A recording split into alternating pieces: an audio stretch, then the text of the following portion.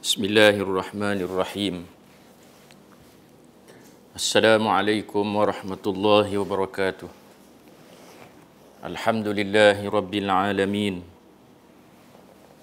Nahmaduhu wa nasta'inuhu wa nastahdihi wa nastaghfiruh. Wa na'udzu billahi min syururi anfusina wa min sayyiati a'malina. Man yahdillahu fala mudilla lahu ومن يضلله فلا هادي له أشهد أن لا إله إلا الله وحده لا شريك له وأشهد أن محمدا عبد الله ورسوله اللهم صل وسلم وبارك على حبيبنا وشفيعنا وقدوتنا وأسوتنا محمد وعلى آله وأصحابه ومن سار على نهجه إلى يوم الدين أما بعد.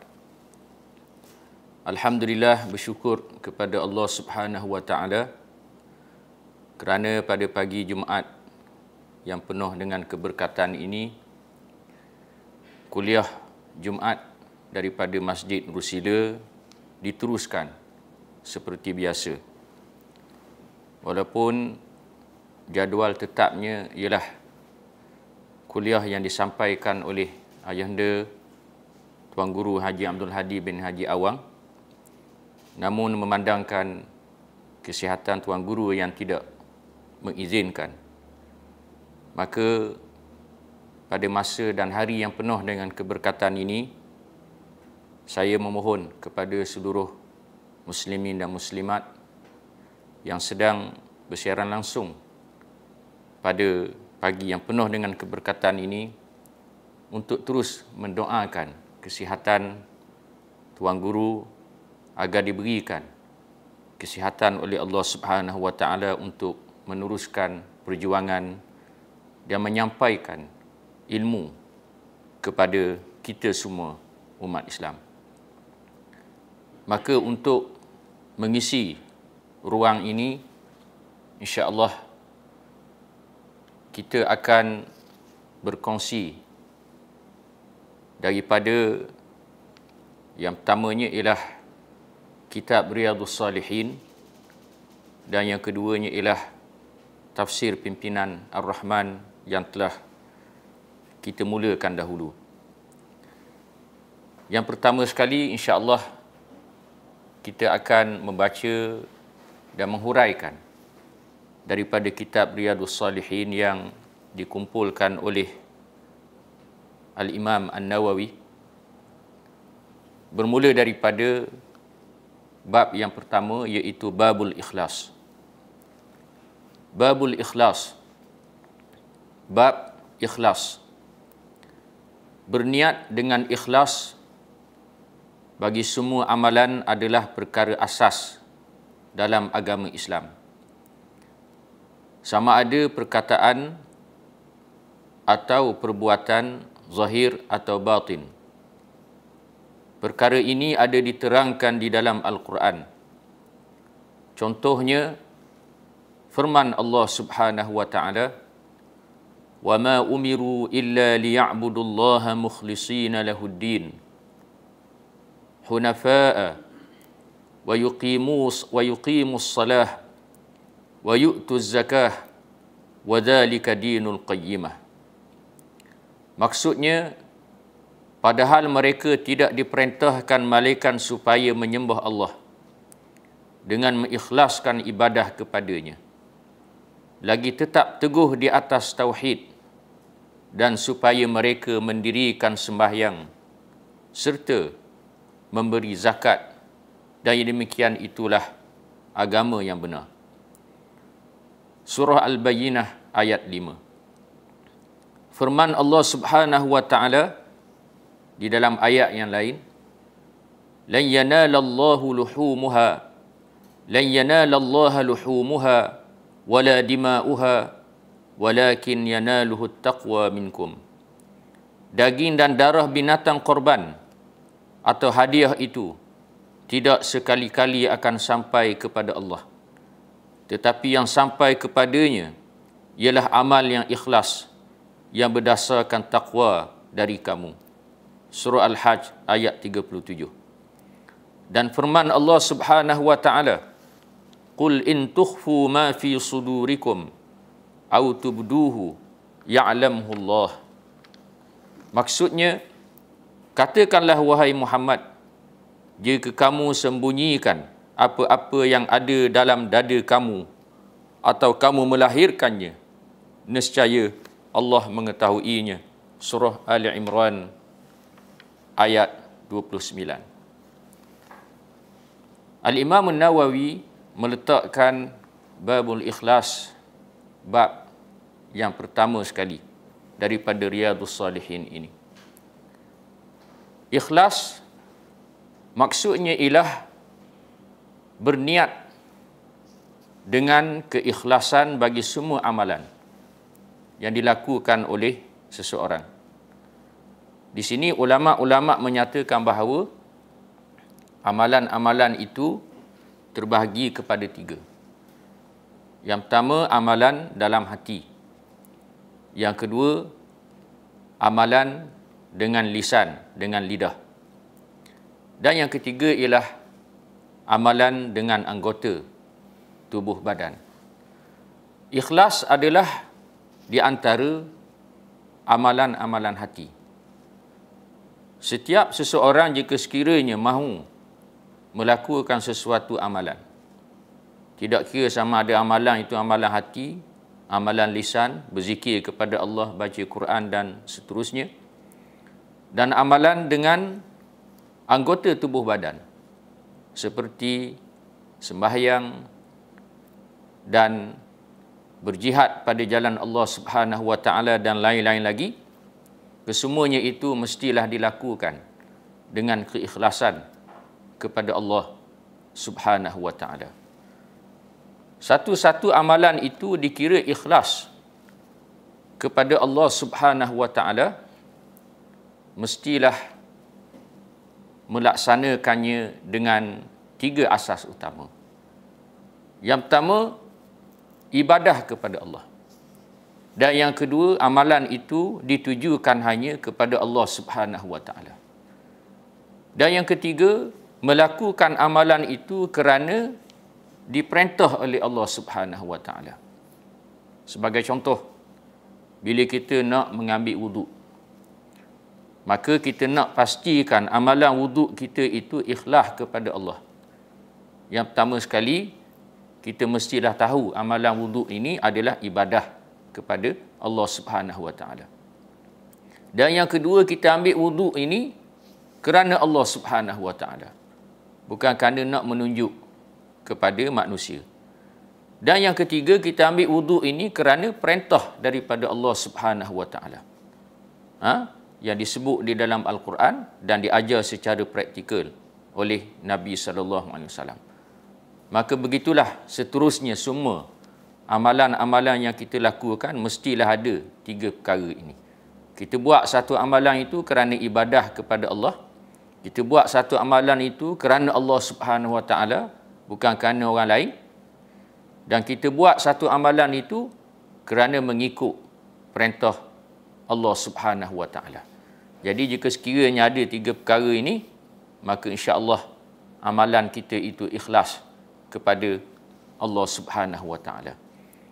Ulama-ulama menyatakan bahawa dalil daripada ayat-ayat suci Al-Quranul Karim yang menunjukkan niat yang ikhlas kepada Allah adalah satu perkara yang sangat penting, yang mana Allah Ta'ala akan menerima satu-satu amalan itu berdasarkan kepada firman-firman Allah Subhanahu wa taala, di antaranya ialah ayat-ayat yang diletakkan oleh Al-Imam An-Nawawi daripada apa yang kita sebut dan kita nyatakan tadi.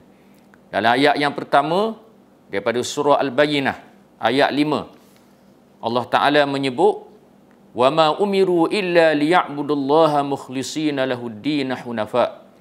Padahal mereka tidak diperintahkan malaikat supaya menyembah Allah dengan mengikhlaskan ibadah kepadanya. Allah Ta'ala perintah kita semua manusia supaya mengabdikan diri hanya kepada Allah Subhanahu wa taala dengan mengikhlaskan ibadah kepadanya. Kemudian disebut di sini dua contoh ibadah. Wa yuqimus salata wa yu'tuz zakah, iaitu mereka mendirikan sembahyang serta memberi zakat. Disebut dua contoh amalan ini menunjukkan kepada kita besarnya kedudukan kedua-dua amalan ini di sisi Allah Subhanahu wa taala. Yang pertama sekali, amalan sembahyang merupakan hubungan seseorang itu dengan Allah Subhanahu wa taala. Yang kedua ialah amalan menunaikan zakat, yang merupakan perintah daripada Allah, tanggungjawab manusia kepada manusia yang lain, khususnya bagi orang yang kaya, yang mempunyai harta benda untuk dikeluarkan zakat setelah cukup syarat-syarat yang dinyatakan oleh ulama. Allah Ta'ala menyebut zalika dinul qayyimah. Dan demikian itulah agama yang benar. Agama yang benar apabila seseorang itu beribadah kepada Allah, mengikhlaskan ibadahnya hanya kepada Allah Subhanahu wa taala. Seterusnya, dalam ayat yang kedua yang dinyatakan oleh Al-Imam Nawawi, memberikan satu contoh yang lain daripada ibadah kepada Allah yang dilakukan dengan penuh keikhlasan kepadanya. La yanalallaha luhumuha wala dima'uha walakin yanaluhu taqwa minkum. Daging dan darah binatang korban atau hadiah itu tidak sekali-kali akan sampai kepada Allah. Tetapi yang sampai kepadanya ialah amal yang ikhlas yang berdasarkan takwa dari kamu. Ayat ini menunjukkan kepada kita bahawa Allah Ta'ala tidak perlu apa-apa pun daripada manusia. Harta manusia, termasuklah juga sembelihan-sembelihan mereka, daging-daging daripada sembelihan itu, Allah Ta'ala tidak perlu. Yang Allah Ta'ala perlu ialah keikhlasan daripada hati kita. Di sini menunjukkan kepada kita di antara ibadah kepada Allah Subhanahu wa taala ialah sembelihan. Yang mana kita digalakkan untuk melakukan sembelihan ditujukan kepada Allah Subhanahu wa taala. Sama ada sembelihan itu sembelihan yang wajib. Contohnya kalau seseorang itu bernazar. Kalau dia sembuh daripada sihat, dia kata aku bernazar untuk sembelih, maka jadi wajib. Ataupun sembelihan itu sembelihan sunat. Contohnya hari raya korban. Jadi dia pun sembelih sekali kerana mengikut sunnah yang dilakukan oleh Nabi SAW.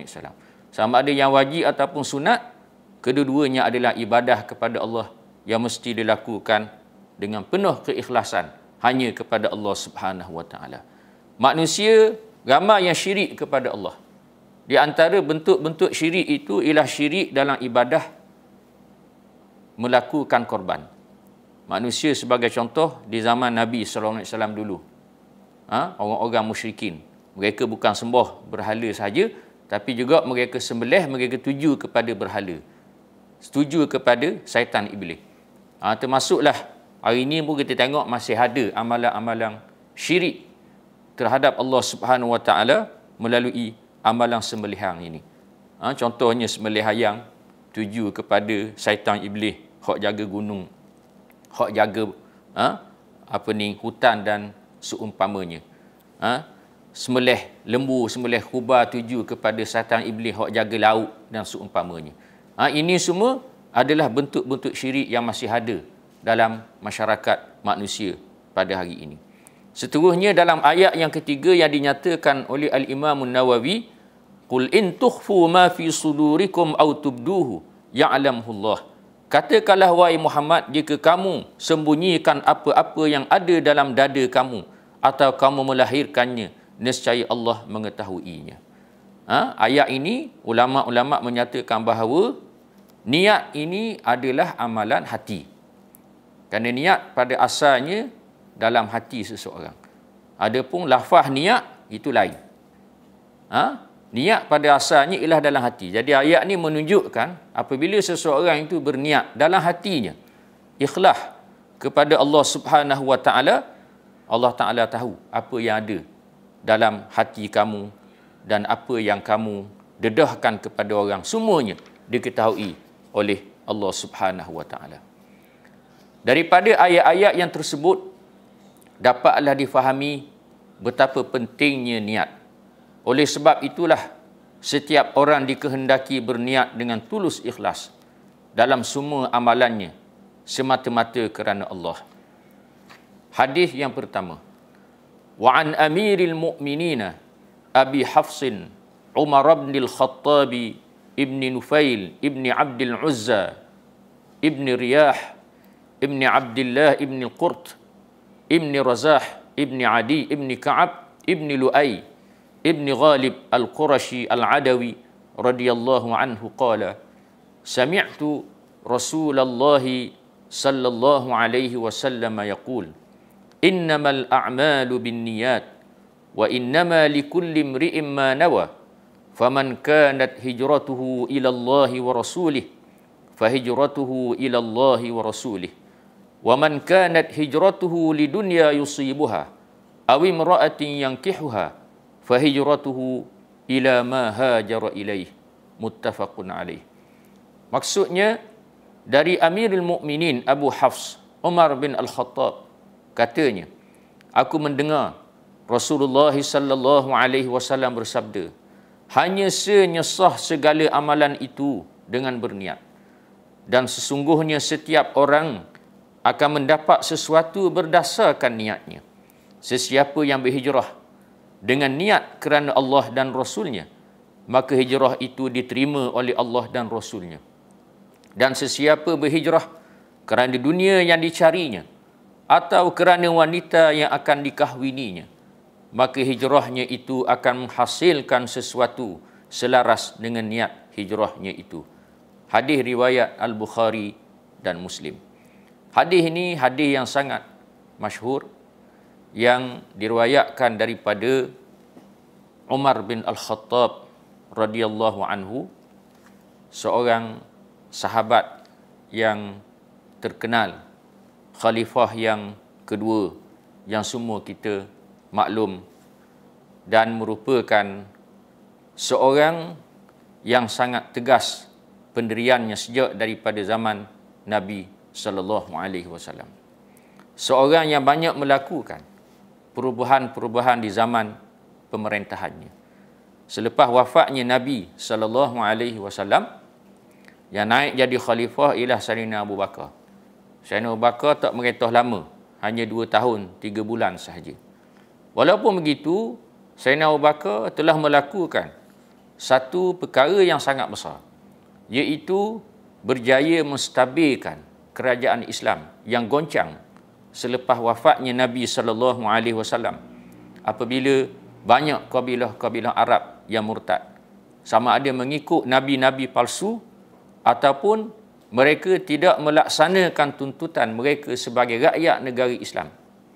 Yang dilakukan di zaman Nabi SAW itu antaranya ialah menunaikan zakat. Mereka tak nak bayar zakat. Mereka kata zakat ni kamu bayar masa Nabi SAW hidup. Sekarang Nabi telah wafat, kami tak nak bayar zakat. Namun begitu mereka masih mengaku Islam. Maka Sayyidina Abu Bakar As-Siddiq radhiyallahu anhu telah melancarkan jihad kepada golongan-golongan ini. Setelah mereka berjaya dikalahkan, kerajaan Islam menjadi stabil. Mati Sayyidina Abu Bakar As-Siddiq, naik Sayyidina Umar Al-Khattab radhiyallahu anhu. Zaman Sayyidina Umar, lama Sayyidina Umar merintah. Sebab itulah banyak perubahan-perubahan yang berlaku di zaman Sayyidina Umar Al-Khattab radhiyallahu anhu. Antaranya ialah peluasan kawasan-kawasan yang dibuka oleh Islam pada zaman itu. Antara tempat yang dibuka ialah Palestin, yang dibuka oleh Sayyidina Umar Al-Khattab radhiyallahu anhu pada tahun yang ke-16 Hijrah. Di mana Sayyidina Umar pergi ke Baitul Maqdis untuk menerima kunci Baitul Maqdis. Antara ucapannya yang masyhur ketika menerima kunci Baitul Maqdis, Sayyidina Umar berkata, "Nahnu qaumun a'azzanallahu bil Islam, famahma nabtaghil 'izza bighairi ma a'azzanallah adzannanallah." Kami adalah kaum yang mana Allah Ta'ala beri kemuliaan dengan Islam. Jika sekiranya kami menerima selain daripada Islam, nescaya Allah akan menghina kami. Jadi hari ini kita lihat isu Palestin yang hangat, konflik terbaru pertempuran, peperangan, menyedarkan kita kata-kata Sayyidina Umar Al-Khattab radhiyallahu taala anhu ini. Bahawa umat Islam mestilah kembali kepada Islam untuk dapat balik bumi Palestin. Sebagaimana generasi awal dahulu dikurniakan oleh Allah dengan bumi Palestin bila mereka berpegang dengan Islam. Maka hari ini jika sekiranya bumi Palestin mahu kembali ke tangan umat Islam, mereka mestilah kembali kepada Islam. Di sini juga menunjukkan kepada kita perjuangan yang berdasarkan selain daripada Islam gagal. Orang-orang Arab yang berjuang di atas dasar kebangsaan Arab untuk mengembalikan bumi Palestin, mereka gagal untuk mengembalikan bumi Palestin. Kerana bumi Palestin bukan milik orang Arab saja. Bumi Palestin adalah milik umat Islam. Oleh kerana itulah umat Islam mestilah kembali kepada Islam jika sekiranya mereka mahu dikurniakan oleh Allah dengan bumi Palestin ini kembali kepada mereka. Itu selinganlah tentang sedikit riwayat hidup Sayyidina Umar Al-Khattab radhiyallahu anhu. Sayyidina Umar meriwayatkan hadis ini dengan mendengar sendiri daripada Nabi sallallahu alaihi wasallam. Iaitu Nabi sallallahu alaihi wasallam bersabda, "Innamal a'malu binniyat wa innama likulli imri'in ma nawa." Hanya sah segala amalan itu dengan berniat, dan sesungguhnya setiap orang akan mendapat sesuatu berdasarkan niatnya. Di sini ada ulama menyatakan bahawa nas yang kita bacakan ini ialah satu jumlah. Maknanya satu saja yang Nabi nak beritahu, iaitu berkait dengan satu-satu amalan itu diterima oleh Allah Subhanahu wa taala dengan niat. Adapun yang Nabi sebut wa innama likulli imri'in ma nawa, sesungguhnya setiap orang akan mendapat sesuatu berdasarkan niatnya, adalah satu jumlah yang menguatkan innamal a'malu binniyat. Itu salah satu pandangan ulama. Tetapi pandangan yang betul menyatakan bahawa nas yang kita bacakan tadi mengandungi dua perkara. Perkara yang pertama, innamal a'malu binniyat, sesungguhnya hanya sah segala amalan itu dengan berniat. Ini yang pertama sekali yang Nabi SAW nak beritahu kepada kita, bahawa ma min amalin illa binniyah. Setiap amalan itu sah diterima oleh Allah Subhanahu wa taala dengan niat. Maknanya dengan keikhlasan kepada Allah Subhanahu wa taala sebagaimana yang kita sebutkan tadi. Kerana Allah, kerana beribadah kepada Allah, kerana kita buat satu-satu amalan itu diperintah oleh Allah Subhanahu wa taala. Adapun niat seseorang dalam hati berbeza. Ada dia niat kepada Allah, ada dia niat selain daripada Allah. Ini yang Nabi sebut, wa innama likulli imri'in ma nawa. Maknanya satu jumlah yang berlainan. Sesungguhnya setiap orang akan mendapat sesuatu berdasarkan niatnya. Kemudian Nabi SAW menyebut amalan yang diberi contoh kepada kita di sini, kalau dibuat kerana Allah, ikhlas, bukan kerana manusia, dapat pahala yang sangat besar di sisi Allah. Tapi kalau buat kerana tujuan-tujuan yang lain, maka tidak mendapat apa-apa pahala di sisi Allah Subhanahu wa taala. Amalan itu ialah amalan hijrah.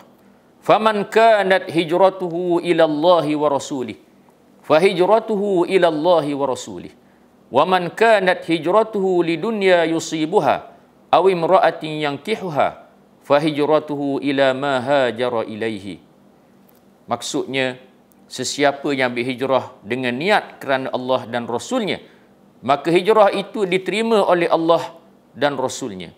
Dan sesiapa berhijrah kerana dunia yang dicarinya, atau kerana wanita yang akan dikahwininya, maka hijrahnya itu akan menghasilkan sesuatu selaras dengan niat hijrahnya itu. Di sini Nabi SAW memberi satu contoh amalan, iaitu amalan berhijrah. Al-hijrah, ulama menyatakan bahawa al-intiqalu min makanin ila makanin akhar. Berpindah daripada satu tempat ke tempat yang lain. Di mana hijrah adalah amalan yang sangat mulia, iaitu hijrah daripada tempat yang tidak dibenarkan untuk melakukan syiar agama Islam kepada tempat lain yang membenarkan seseorang itu untuk melaksanakan syiar agama Islam. Sebagaimana yang dilakukan oleh generasi awal Islam. Hijrah pertama daripada bumi Mekah ke bumi Habsyah. Dan hijrah yang kedua daripada bumi Mekah ke Yasrib, Al-Madinatul Munawwarah. Di mana Nabi menyebut dalam hadis ini dengan memberi contoh amalan hijrah. Apabila seseorang itu melakukan hijrah, ia adalah ibadah kepada Allah. Yang kedua, dia buat kerana Allah Subhanahu Wa Taala, bukan kerana tujuan-tujuan yang lain.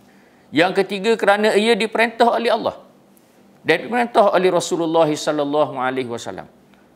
Maka pahalanya sangat besar di sisi Allah, diberikan ganjaran yang melimpah ruah di hari akhirat kelak. Kerana apa yang dia buat ialah kerana untuk menyelamatkan agamanya, kerana Allah Subhanahu Wa Taala, meninggalkan kampung halaman, meninggalkan harta benda, meninggalkan sanak saudara.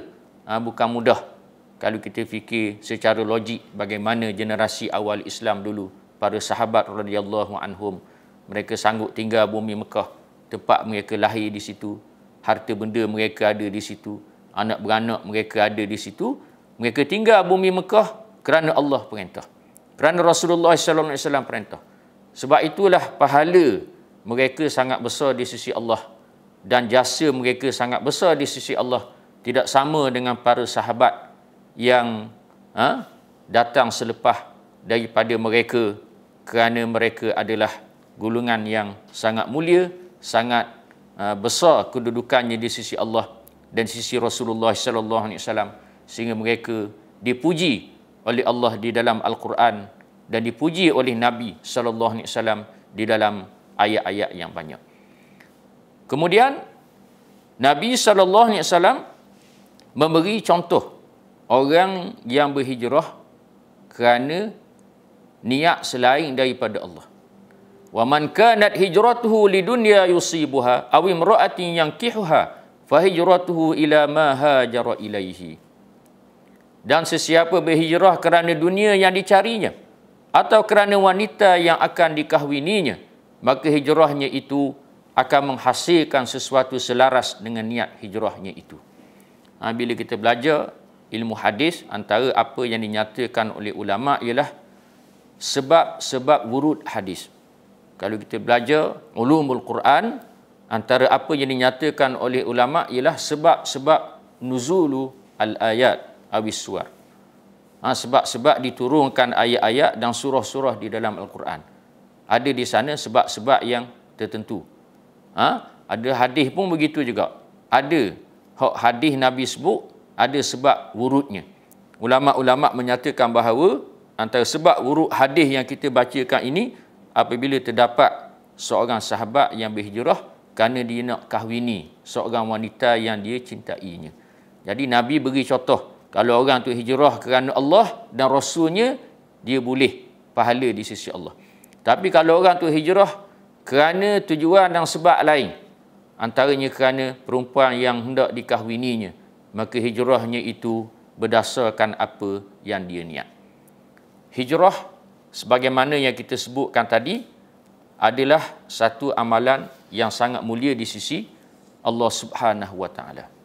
Walaupun hijrah sudah tidak berlaku selepas daripada pembukaan Mekah, tetapi amalan hijrah adalah satu amalan yang masih syar'i, sehinggalah sampai bila-bila pada masa yang ditentukan oleh Allah Subhanahu Wa Taala. Apabila berlakunya sebab-sebab yang mengharuskan seseorang itu untuk berhijrah. Sebab di sisi agama, apabila tempat yang dihuni oleh orang Islam, mereka tidak dibenarkan untuk melaksanakan syiar agama Islam, maka mereka wajib untuk berhijrah, pergi ke tempat lain, di tempat itu membenarkan kepadanya untuk melaksanakan syiar agama Islam. Hari ini kita lihat keadaan umat Islam sangat menyedihkan kita. di zaman kelemahan umat Islam.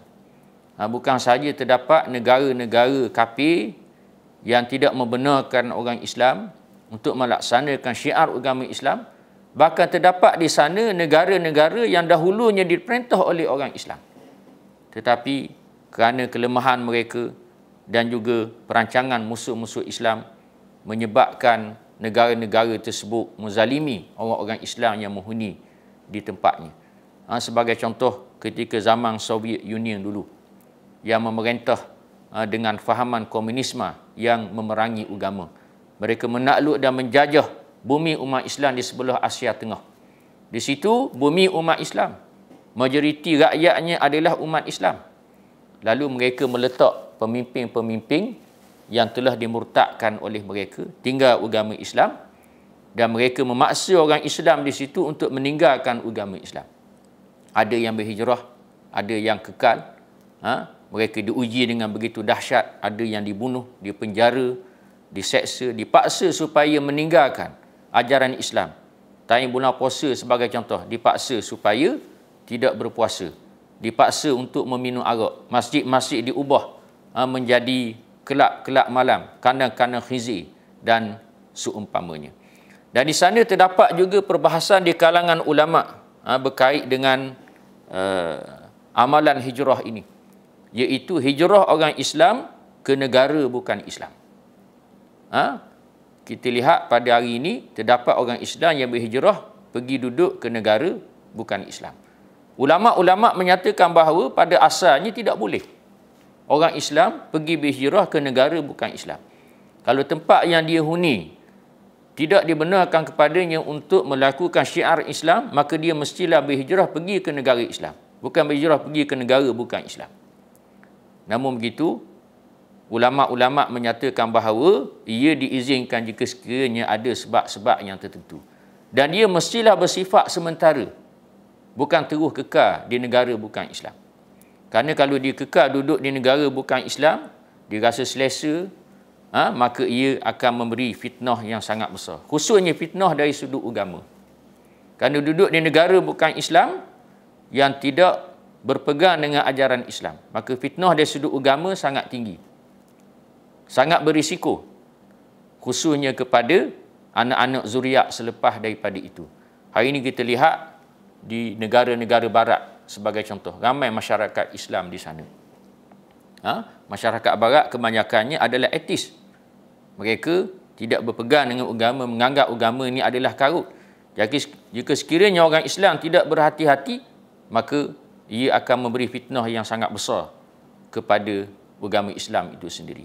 Yang keduanya, bila orang Islam duduk di negara bukan Islam, ia akan menguatkan pegangan, fahaman sesat yang dianuti oleh negara-negara bukan Islam itu. Dan yang ketiganya akan menguatkan ekonomi mereka dan lain-lain lagi. Namun begitu, sebagaimana kita sebutkan tadi, jika sekiranya ada sebab-sebab yang tertentu, ulama-ulama mengharuskannya. Contohnya sebab kerana untuk pergi menuntut ilmu. Ilmu yang dia nak belajar tu tidak ada di negara Islam. Kena pergi belajar di negara bukan Islam. Maka dia pergi belajar. Boleh, harus. Selepas daripada itu, dia kena balik ke negara asalnya. Ataupun kerana sebab-sebab yang lain. Kerana ekonomi, kerana meniaga. Jadi selepas selesai urusannya, dia hendaklah balik ke negara asalnya.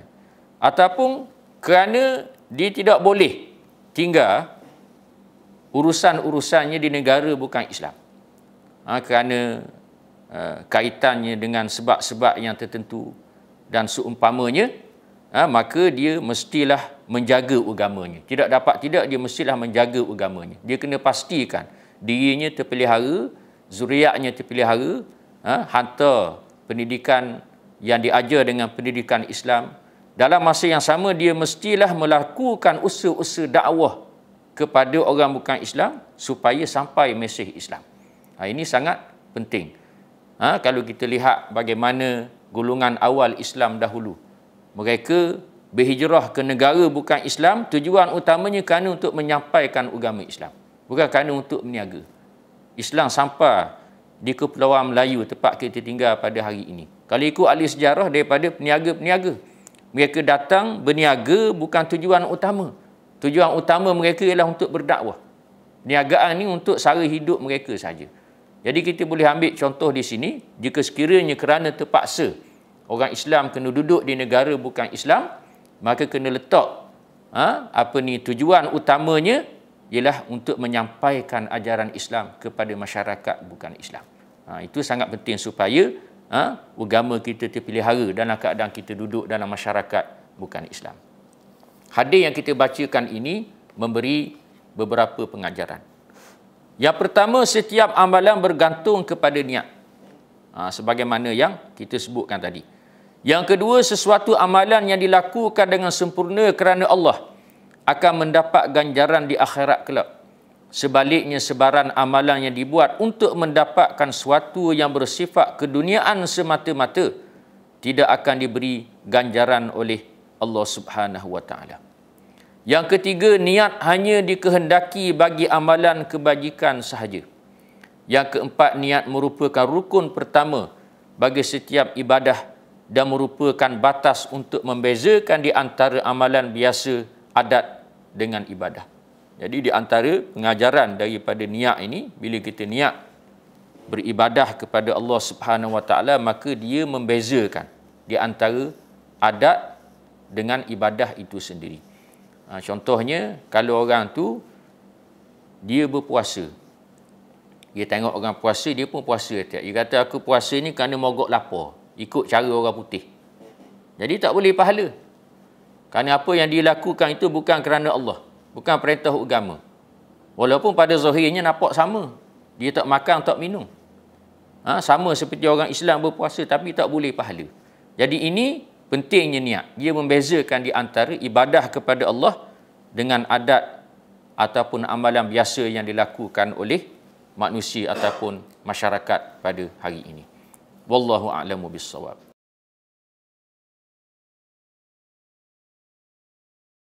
Bismillahirrahmanirrahim.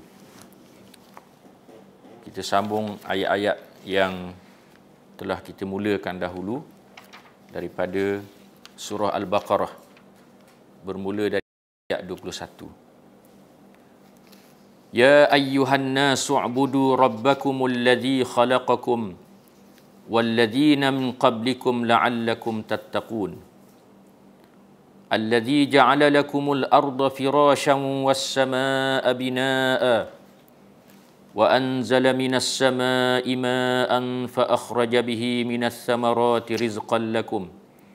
فلا تجعلوا لله أندادا وأنتم تعلمون وإن كنتم في ريب مما نزلنا على عبدنا فأتوا بسورة من مثله وادعوا شهداءكم من دون الله إن كنتم صادقين فإن لم تفعلوا ولن تفعلوا فاتقوا النار التي وقودها الناس والحجارة أعدت للكافرين وبشر الذين آمنوا وعملوا الصالحات أن لهم جنات تجري من تحتها الأنهار كلما رزقوا منها من ثمرة رزقا قالوا هذا الذي رزقنا من قبل وأتوا به متشابها ولهم فيها أزواج مطهرة وهم فيها خالدون.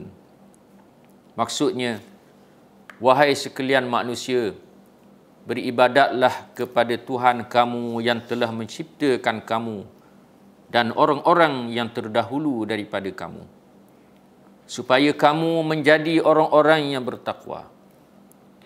Dialah yang menjadikan bumi ini untuk kamu sebagai hamparan, dan langit serta segala isinya sebagai bangunan yang dibina dengan kukuhnya.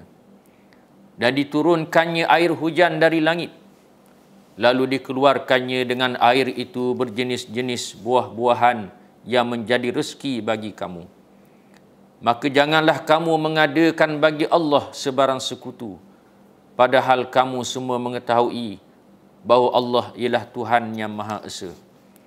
Dan kalau kamu ada menaruh syak tentang apa yang kami turunkan, yakni Al-Quran, kepada hamba kami yakni Muhammad, maka cubalah buat dan datangkanlah satu surah yang sebanding dengan Al-Quran itu.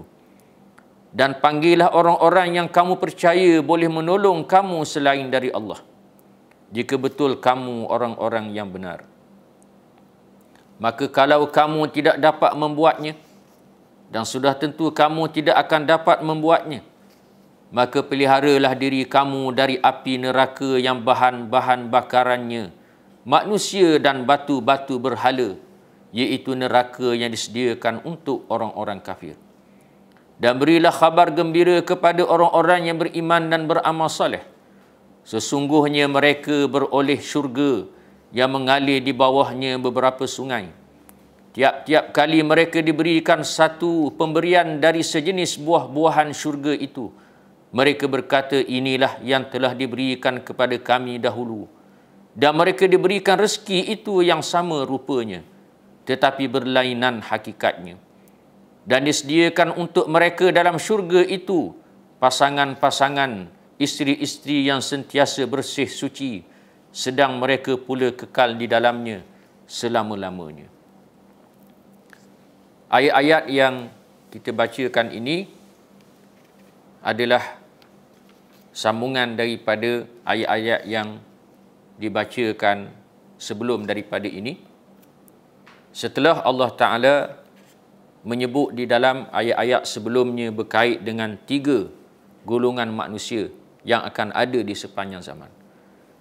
Yang pertama sekali ialah golongan yang beriman kepada Allah, yang mempunyai sifat-sifat dan ciri-cirinya. Yang kedua ialah golongan kufar yang ingkar akan perintah Allah, yang mempunyai jenis-jenisnya yang telah dihuraikan. Dan yang ketiganya ialah golongan munafiqun, iaitu mereka yang menzahirkan Islam mereka, tetapi dalam hati mereka benci kepada Islam, bermusuh dengan Islam. Yang mana Allah Ta'ala menghuraikan sifat-sifat mereka begitu terperinci sebanyak 13 ayat yang telah dihuraikan sebelum daripada ini. Bahkan disebut dalam surah yang khusus menerangkan lagi sifat-sifat mereka yang jahat ini, yang dinamakan dengan surah Al-Munafiqun. Seterusnya Allah Ta'ala berfirman menyeru seluruh manusia. Ya ayyuhan nasu u'budu rabbakumul ladzi khalaqakum walladzina min qablikum la'allakum tattaqun. Wahai sekalian manusia, beribadatlah kepada Tuhan kamu yang telah menciptakan kamu dan orang-orang yang terdahulu daripada kamu, supaya kamu menjadi orang-orang yang bertakwa. Allah Ta'ala menyeru seluruh manusia, daripada dulu, hari ini, sampai bila-bila, tak ke siapa. Allah Ta'ala menyeru mereka supaya beribadah kepada Allah Subhanahu Wa Ta'ala. Allah Subhanahu Wa Ta'ala adalah Tuhan yang menciptakan kamu semua, wahai manusia. Tak kira Melayu, tak kira India, tak kira Cina, tak kira Arab, semuanya Allah Ta'ala cipta belaka. Walladzina min qablikum, dan juga manusia sebelum daripada kamu, daripada Nabi Adam dahulu, sehinggalah seterusnya, semuanya diciptakan oleh Allah Subhanahu Wa Ta'ala. La'allakum tattaqun, supaya kamu menjadi orang-orang yang bertakwa. Allah Ta'ala menyebut, kamu wahai manusia, mestilah beribadah kepada Allah. Dan Allah Ta'ala menyebut dalam ayat ini, berkait dengan rububiyah Allah. Bila kita sebut rububiyah, Allah adalah Rabb yang mencipta dan menjadikan manusia. Dan bila Allah Ta'ala akhiri ayat ini, la'allakum tattaqun, ia berkait dengan uluhiyah Allah. Maknanya kamu mestilah menurut akan perintah Allah Subhanahu Wa Ta'ala. Apa yang Allah Ta'ala suruh, kamu kena buat. Apa yang Allah Ta'ala larang, kamu mestilah meninggalkannya. Itulah dia sifat orang-orang yang bertakwa kepada Allah Subhanahu Wa Ta'ala. Siapakah Tuhan itu? Allah yang menjadikan kamu dan menjadikan orang-orang sebelum daripada kamu. Allah Ta'ala huraikan lagi dalam ayat yang berikutnya. Allazi ja'ala lakumul arda firasya. Dialah yang menjadikan bumi ini untuk kamu sebagai hamparan. Allah Ta'ala sebut, dia bukan sahaja menjadikan kamu dan menjadikan orang-orang sebelum daripada kamu. Bahkan juga dia adalah Tuhan yang menjadikan bumi ini sebagai hamparan. Sehingga kamu boleh berjalan di atasnya, kamu boleh berlari, kamu boleh tidur. Bumi ini tidak bergoncang. Hebatnya kekuasaan Allah Subhanahu wa Ta'ala. Ayat ini ulama-ulama kata mengandungi al-i'jazul ilmi, mukjizat Al-Quran dari sudut sains, kerana Allah Ta'ala menyebut bumi sebagai hamparan. Di mana hari ini melalui penemuan-penemuan sains menyatakan bahawa bumi adalah bulat. Kenapa dalam ayat ini Allah Ta'ala sebut bumi sebagai hamparan kepada manusia? Seolah-olah bumi ini rata, tidak bulat. Di sini ulama-ulama menyatakan bahawa ayat ini Allah Ta'ala menerangkan sifat bumi itu adalah hamparan, supaya manusia boleh berjalan, boleh duduk di atasnya. Adapun kejadian bumi, Allah Ta'ala sebut di dalam ayat yang lain, menyatakan bahawa bumi ini adalah bulat, bukannya rata.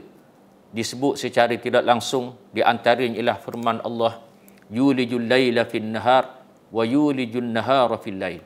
Dia Allah memasukkan malam ke dalam siang dan memasukkan siang ke dalam malam. Jadi pertukaran malam dan siang ini secara tidak langsung Allah Ta'ala mahu beritahu bahawa bumi ini adalah bulat. Dan ayat yang kita bacakan ini dikuatkan oleh nas-nas yang lain.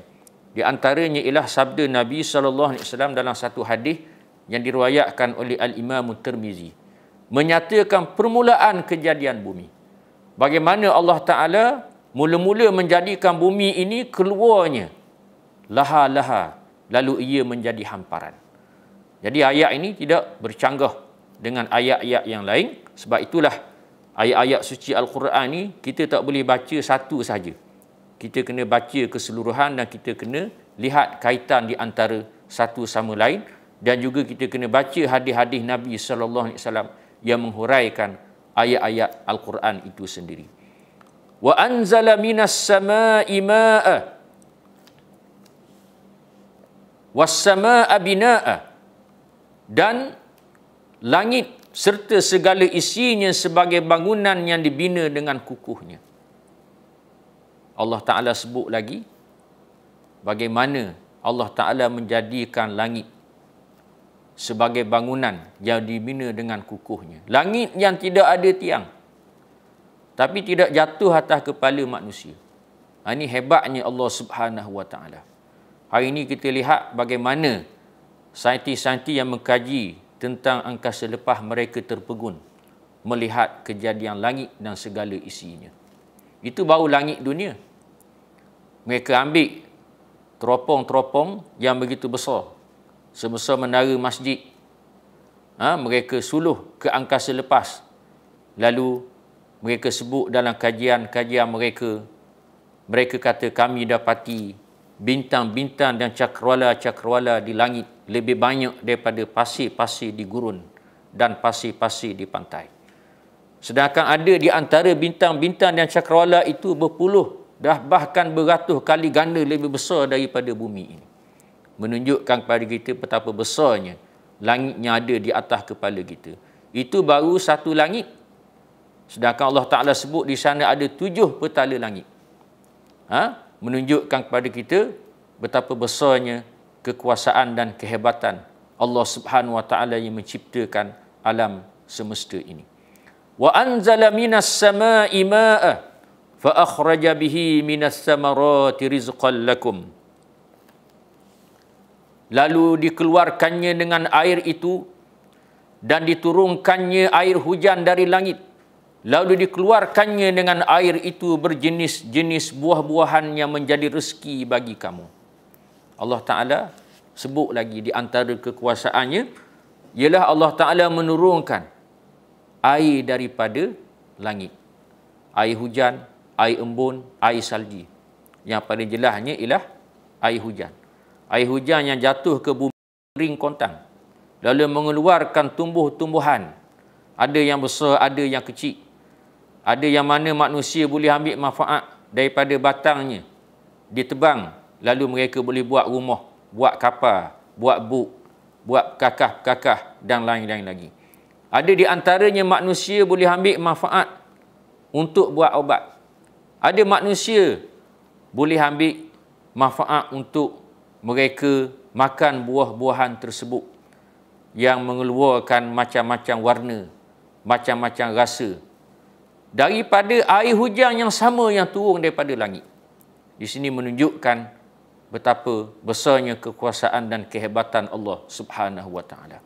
Fala taj'alu lillahi andadan wa antum ta'lamun.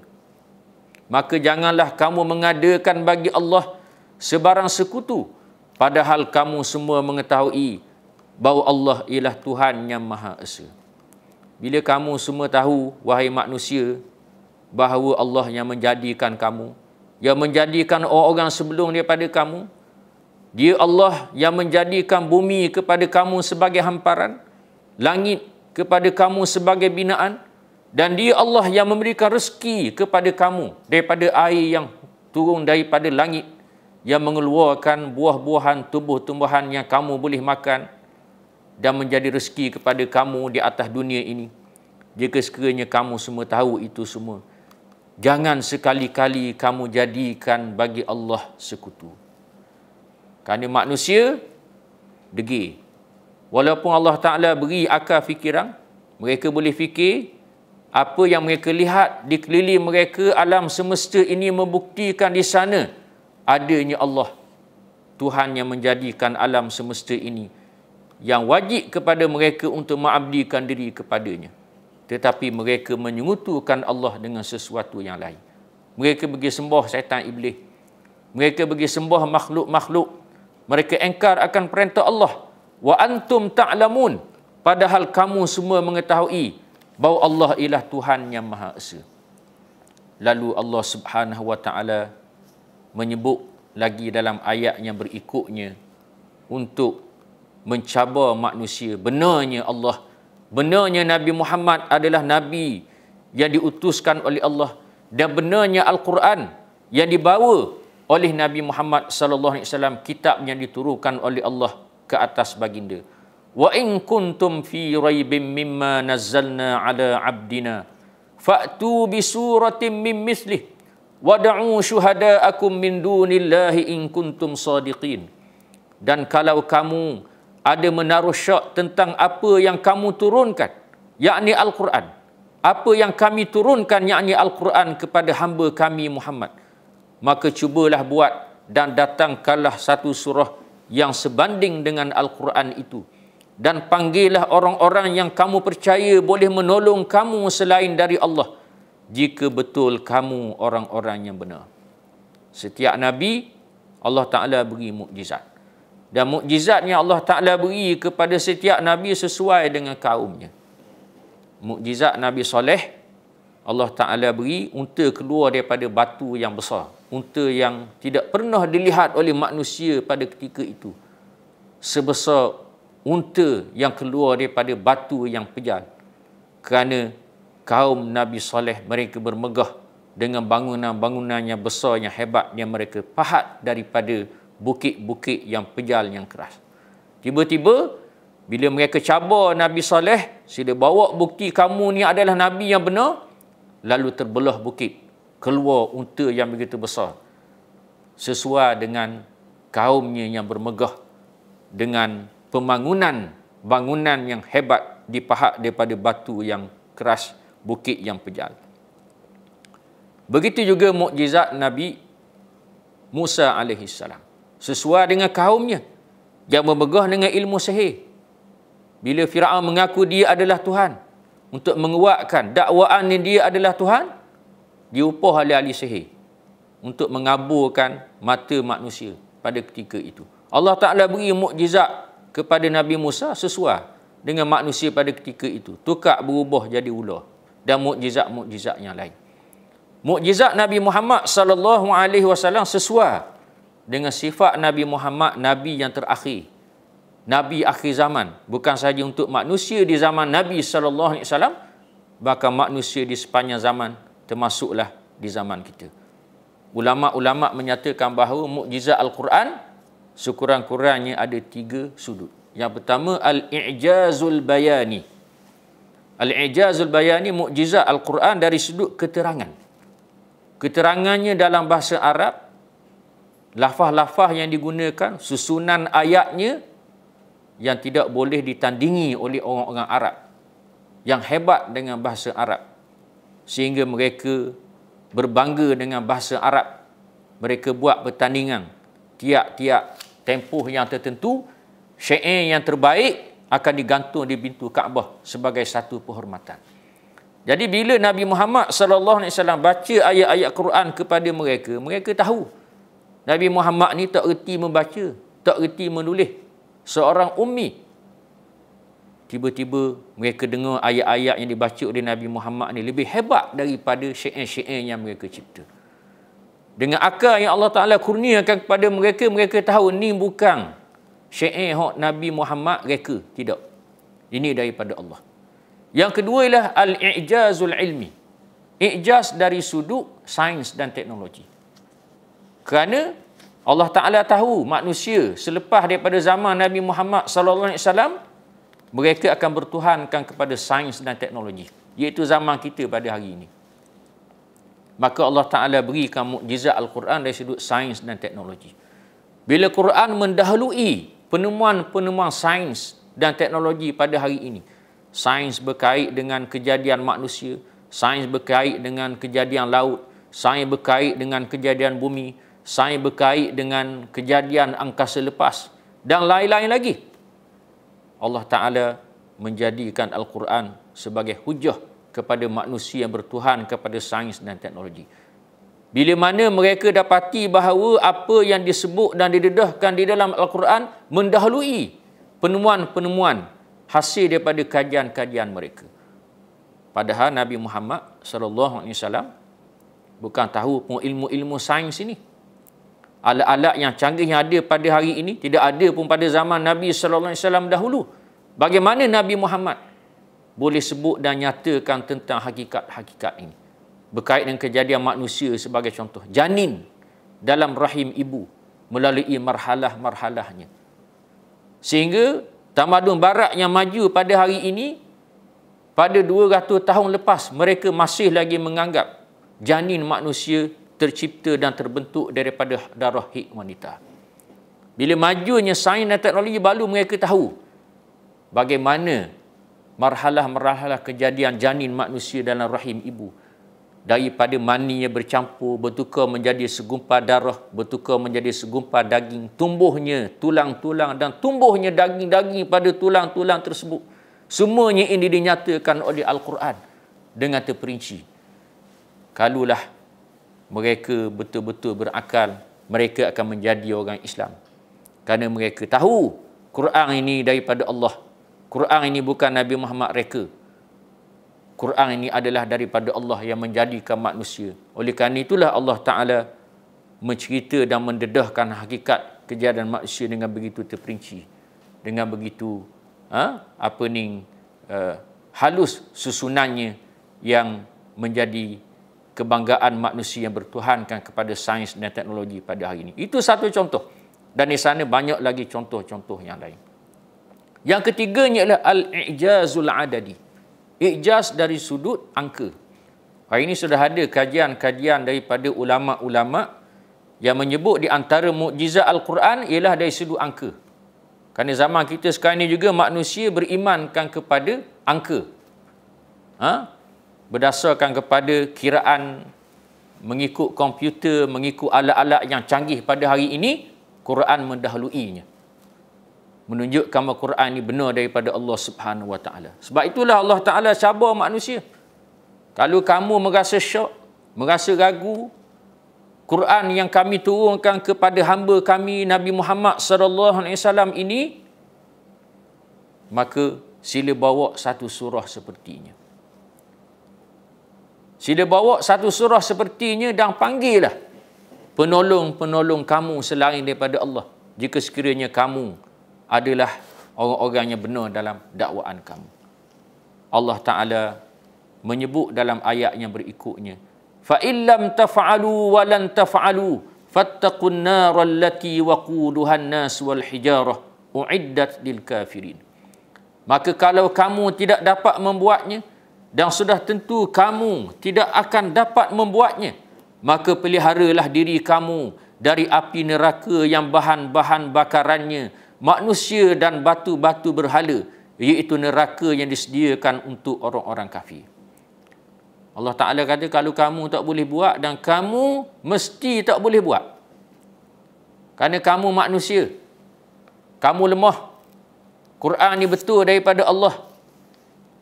Yang mana Allah Ta'ala turunkan ke atas Nabi Muhammad sallallahu alaihi wasallam, maka jangan kamu degil. Jangan kamu lawan Al-Quran. Kamu hendaklah ikut Al-Quran. Kalau kamu tak ikut Quran, natijahnya kamu akan dihumban ke dalam api neraka. Di mana api neraka itu bahan bakarnya adalah manusia yang ingkar akan perintah Allah. Dan juga batu. Ulama-ulama kata maksud batu di sini ialah batu-batu berhala yang kamu sembah, yang akan menjadi bahan bakar di hari akhirat kelak, yang disediakan kepada orang-orang kafir. Setelah itu Allah Ta'ala sebut pula ganjaran dan balasan yang Allah Ta'ala berikan kepada orang-orang beriman dan mengerjakan amalan yang soleh. Mereka mengikut ajaran Al-Quran, mengabdikan diri hanya kepada Allah, mengikut petunjuk yang dibawa oleh Nabi Muhammad sallallahu alaihi wasallam. Wa basyiril ladzina amanu wa amilus salihat, dan berilah khabar gembira kepada orang-orang yang beriman dan beramal soleh. Sesungguhnya mereka beroleh syurga yang mengalir di bawahnya beberapa sungai. Anna lahum jannatin tajri min tahtihal anhar. Kullama ruziqu minha min samaratir rizqan qalu hadza alladhi ruziqna min qabl wa utu bihi mutasyabiha wa lahum fiha azwajum mutahharah wa hum fiha khalidun. Tiap-tiap kali mereka diberikan satu pemberian dari sejenis buah-buahan syurga itu, mereka berkata, inilah yang telah diberikan kepada kami dahulu, dan mereka diberikan rezeki itu yang sama rupanya tetapi berhakikatnya, dan disediakan untuk mereka dalam syurga itu pasangan-pasangan isteri-isteri yang sentiasa bersih suci, sedang mereka pula kekal di dalamnya selama-lamanya. Allah Ta'ala sebut dalam ayat ini, janji Allah Ta'ala berikan kepada orang-orang beriman dan mengerjakan amalan soleh. Allah Ta'ala suruh Nabi Muhammad beritahu kepada orang-orang beriman dan mengerjakan amalan soleh. Ini balasan-balasan, ini ganjaran-ganjaran yang Allah Ta'ala akan berikan. Jadi benda ni semua benda gaib. Kita tak nampak. Syurga dan segala nikmatnya. Tapi kita orang beriman, kita percaya dan yakin. Sebab itulah hari ini manusia yang bertuhankan kepada kebendaan, mereka tak percaya kepada agama. Mereka kata agama ni karut. Sebab agama ajar benda-benda karut, benda yang tidak boleh dibuktikan dengan sains. Tak nampak cokoh depan mata. Tapi kita orang beriman, kita percaya. Kerana apa? Kerana disebut dalam Quran. Sebagaimana kita nyatakan tadi. Kalaulah apa yang disebut dalam Quran, zaman Nabi dulu, orang zaman Nabi tak tahu. Tiba-tiba zaman kita tahu. Maka begitulah juga apa yang disebut dalam Quran. Benda yang kita tak tahu lagi balas mana di hari akhirat kelak. Maka ianya pasti benar. Kerana ia disebut dalam Quran. Disebut oleh Nabi SAW. Termasuklah janji-janji yang Allah Ta'ala berikan kepada orang beriman dan mengerjakan amalan yang salih. Syurga-syurga yang mengalir di bawahnya sungai-sungai. Diberikan rezeki daripada buah-buahan. Bila mereka diberikan rezeki daripada buah-buahan, mereka kata sama dengan buah kami makan dulu atas dunia. Bila mereka makan, mereka kata rasanya berbeza. Dan juga diberikan pasangan-pasangan kepada mereka. Lelaki dengan bidadari dan juga isteri-isteri mereka dahulu Allah Ta'ala ciptakan dengan ciptaan yang lain. Dan juga dipasangkan pasangan-pasangan daripada perempuan-perempuan yang salihah, yang mukminah, yang dahulu di atas dunia suami-suami mereka yang kafir, yang ingkar akan perintah Allah, dipasangkan dengan suami-suami yang saleh seperti Asiyah, isteri kepada Fir'aun yang dibinasakan oleh Allah, akan dipasangkan dengan suami yang saleh di hari akhirat kelak. Wahum fiha khalidun, dan mereka kekal di dalamnya selama-lamanya. Wallahu a'lamu bissawab.